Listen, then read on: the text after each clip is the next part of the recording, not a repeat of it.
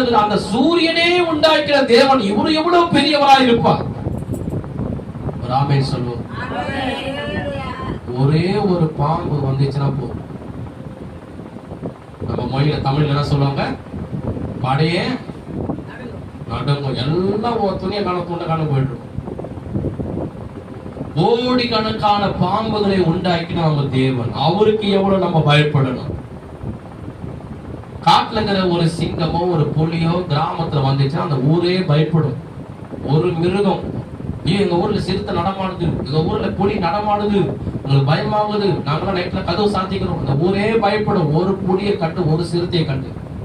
உலகத்துல இருக்கிற எல்லா கோடிக்கணக்கான மிருகங்களை உண்டாக்கினவர் நாம் ஆராதிக்கிற ஆண்டவர், அவருக்கு நாம் எவ்வளவு பயப்படணும்.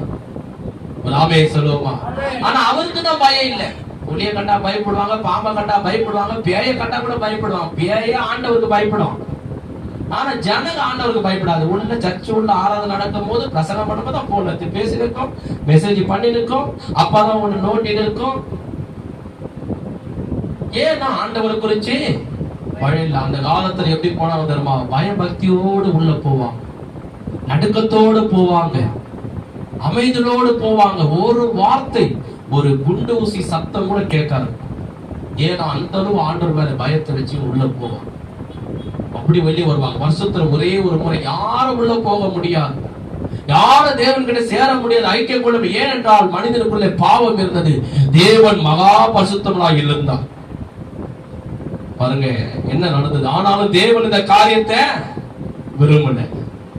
மனிதன் தூரமா இருக்கவோ, அவர் தள்ளி இருக்கவோ, அவன் எனக்கு பயந்து நடுங்கவோ அவர் விரும்பல. அவன் தூரமா இருக்கிற தேவன் விரும்பல, அவன் பிரிந்து இருக்கிற தேவன் விரும்பல.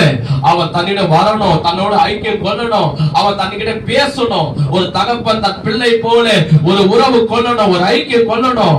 அவனோட நான் பேசணும், அவன் என்கிட்ட பேசணும், நான் அவனோட அன்பா இருக்கணும், அவனும் என்கிட்ட அன்பா இருக்கணும் சொல்லி தேவன் என்ன பண்ணார் என்றால், எது சொல்லுகிறது, தேவன் உலகத்தின் மேல் அன்பு கூர்ந்தபடியா நான் சொந்த குமாரனை சிறுவிலை தந்தருளி இவ்வளவாய் உலகத்தில் அன்பு கூர்ந்தார். பிதாவாகிய தேவனை கைகள் தட்டி ஆண்டவரை மேம்படுத்துவோமா?